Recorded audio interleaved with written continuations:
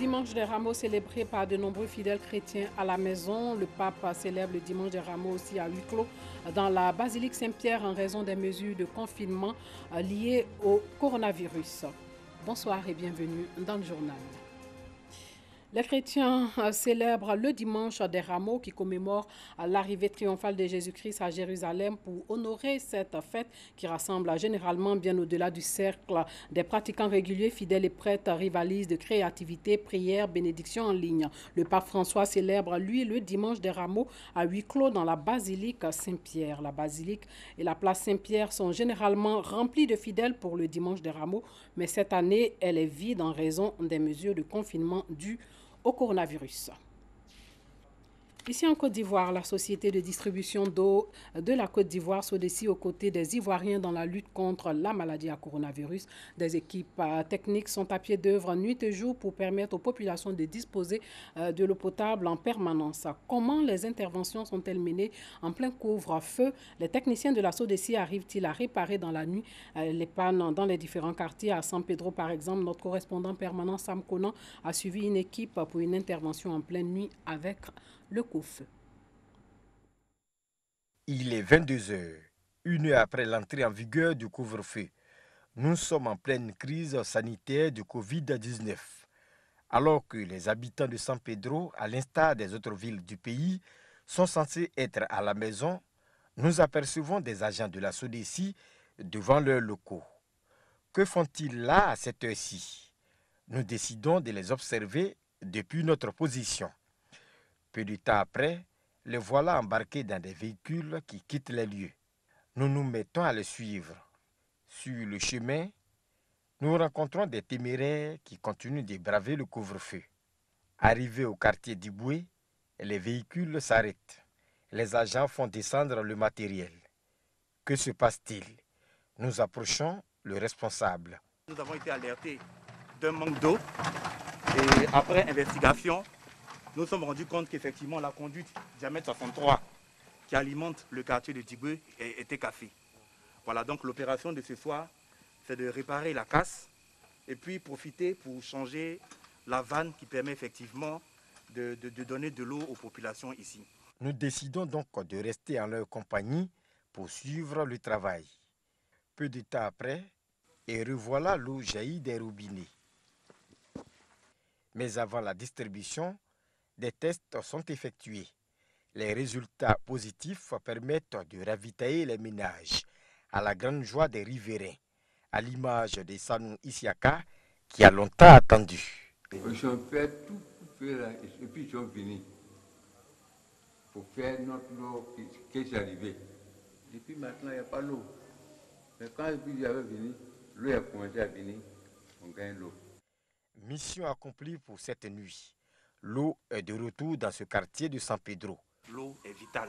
Dans les mesures que l'État a arrêtées, l'une des mesures les plus importantes, c'est de se laver les mains. Et aujourd'hui, plus que jamais, les populations ivoiriennes ont besoin d'eau. Et c'est de notre devoir de veiller à ce que tous les Ivoiriens aient de l'eau 24 heures sur 24. Demain est un autre défi dans la lutte contre l'ennemi invisible, le Covid-19. Les tradipraticiens mènent aussi la lutte contre la maladie à coronavirus. Les acteurs de la médecine traditionnelle de la région de Bouaké se sont retrouvés pour proposer des solutions à la médecine moderne en vue de freiner l'avancée du coronavirus. Le président régional des tradipraticiens de la région de Bouaké, c'est dans le centre du pays, a sensibilisé au respect des mesures barrières. Soro Corona. C'est le village de Golikro, dans la commune de Bouaké, qui a servi de lieu de rencontre des tradipraticiens de la région de Bouaké. Un seul sujet à l'ordre du jour de cette rencontre, le Covid-19. Les guérisseurs traditionnels répondent ainsi à l'appel lancé par le président de la République, Alassane Ouattara.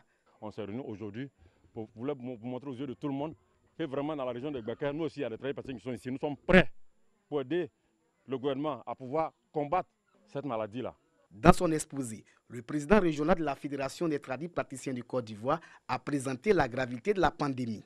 Les praticiens de la médecine traditionnelle se sont engagés à travailler afin de proposer des solutions à la médecine moderne pour mettre fin au coronavirus en Côte d'Ivoire. Tous les acteurs de la médecine traditionnelle qui sont nouveaux dans la région de Bouaké, nous demandons à tout le monde, c'est le moment de sortir, d'aller chercher, d'aller en brousse, chercher, faire sortir les médicaments. Tous ceux qui sont dans ce domaine puissent quand même trouver quelque chose ensemble pour que vraiment on puisse trouver le médicament pour pouvoir combattre cette maladie. Cette rencontre a été également l'occasion pour le président régional d'inviter les membres de la fédération à respecter les mesures barrières de lutte contre le Covid-19. Plusieurs autres rencontres sont prévues le jour à venir dans les différentes sous-préfectures de la région de Gbeke. Pour atteindre diverses communautés dans la commune de Marcory pour la lutte contre la propagation du coronavirus, l'ONG L'Arche de la Paix et la OUMA ont opté pour la formation de 30 chefs coutumiers aux bonnes pratiques des mesures barrières. Ces leaders communautaires ont été formés entre autres au lavage de mains et à l'usage des gants. Ils devront aussi servir de relais auprès de la population. Bintou Pekele, Clément Boko.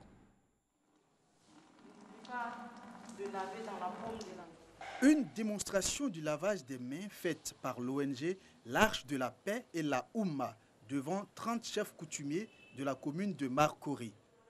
Objectif, les former aux bonnes pratiques des mesures barrières de lutte contre le coronavirus. Je vis dans ma communauté que vraiment le coronavirus est réel. Donc, tout ce qu'on doit faire, c'est de laver la main d'abord. C'est une formation en or. Et ça peut nous sauver.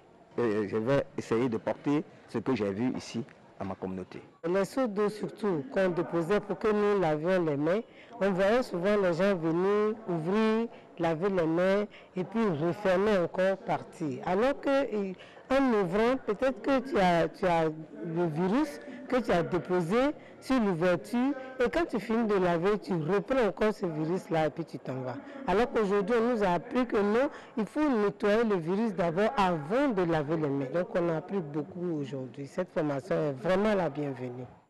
Après la formation, l'ONG L'Arche de la Paix et la OUMA a remis aux chefs coutumiers de Marcory des vivres et du matériel d'hygiène afin qu'ils assurent le relais au sein de leur communauté. Quand on entend dire qu'à Marcory, le nombre d'infectés est beaucoup élevé et qu'aujourd'hui nous recevons ces organisations, nous sommes très heureux. Et après cette cérémonie, nous allons nous retrouver pour que ce que nous venons d'apprendre soit relayé à toute la population pour que cette maladie soit complètement dégagée. Pour les donateurs, cette journée de formation représente leur contribution pour la lutte contre la maladie à coronavirus en Côte d'Ivoire. C'est les chefs de Marcory parce que c'est eux qui regroupent derrière eux, ça a éduqué la masse et leur communauté aussi les écoute très bien parce qu'il y a beaucoup qui ne respectent pas et il y a beaucoup aussi qui ne savent pas. Mais avec ça, donc vraiment je pense que c'était la voie pour que les gens puissent encore respecter les mesures que le gouvernement a mis en place. Donc ensemble, nous devons vaincre le coronavirus.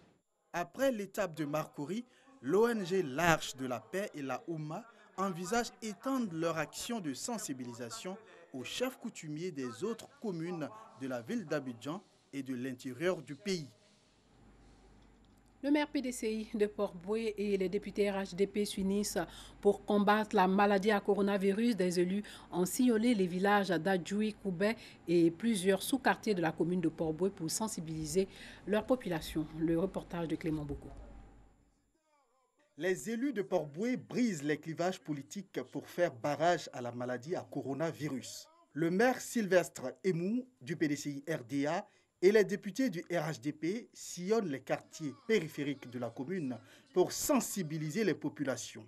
À Adjaoui Koubé, un village situé à quelques encablures de l'aéroport Félix Houphouët-Boigny, ils ont appelé les populations au respect des mesures barrières ordonnées par le gouvernement. Cet enfant indiscipliné qui ne t'écoute pas à la maison, lui, il prend le microbe dehors.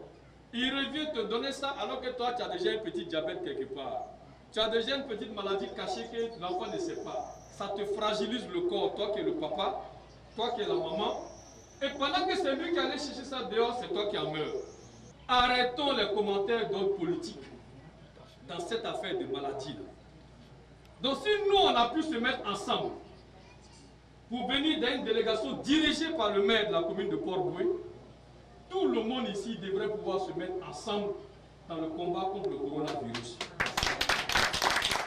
Dans ce village vivent environ 60 000 âmes. Les élus ont apporté des vivres et du matériel d'hygiène pour les aider à surmonter cette crise sanitaire. Nous sommes convaincus qu'ici, il va falloir bien entendu accentuer les mesures de prévention. Donc il fallait venir nous-mêmes leur porter l'information relative à la gravité du virus et puis bien entendu faire en sorte que nos populations ne pêchent pas par ignorance. Ils ont terminé la tournée en faisant du porte-à-porte pour sensibiliser les populations.